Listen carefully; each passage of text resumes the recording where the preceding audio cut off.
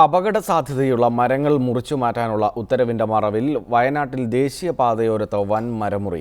ഒരു തരത്തിലും അപകട ഭീഷണി ഉയർത്താത്ത മരങ്ങളാണ് മുറിച്ചു നീക്കുന്നത്. വന്യജീവി സങ്കേതത്തിലൂടെ ദേശീയപാത കടന്നുപോകുന്ന ഭാഗത്തുൾപ്പെടെ മരങ്ങൾ മുറിച്ചു നീക്കിയിട്ടുണ്ട്.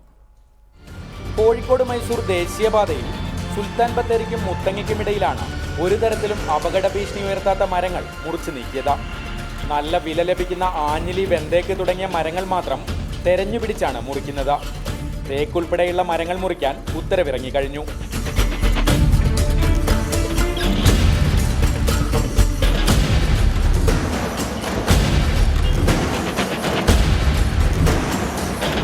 ദേശീയപാത വയനാട് വന്യജീവി സങ്കേതത്തിലൂടെ കടന്നുപോകുന്ന ഭാഗങ്ങളിൽ വനം വകുപ്പിന്റെ അനുമതി പോലുമില്ലാതെയാണ് വൻമരങ്ങൾ മുറിച്ചിട്ടിരിക്കുന്നത്.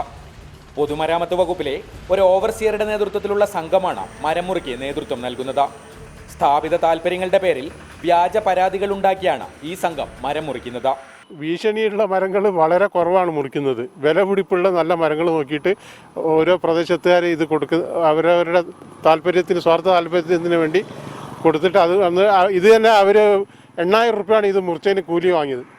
അതേസമയം ദേശീയപാതയിൽ തന്നെ അപകട ഭീഷണിയായ നിരവധി മരങ്ങൾ ഇപ്പോഴുമുണ്ട്. എന്നാൽ ഉണങ്ങിയതും വില കുറഞ്ഞതുമായ ഇത്തരം മരങ്ങൾ മുറിക്കാൻ ഈ ഉദ്യോഗസ്ഥർ ഒരു താല്പര്യവും കാണിക്കുന്നില്ല. ദേശീയപാതയോരത്ത് തന്നെയുള്ള ഒന്ന് തള്ളിയാൽ വീഴുന്ന ഈ മരമൊന്നും ആർക്കും ഭീഷണിയാകുന്നില്ല.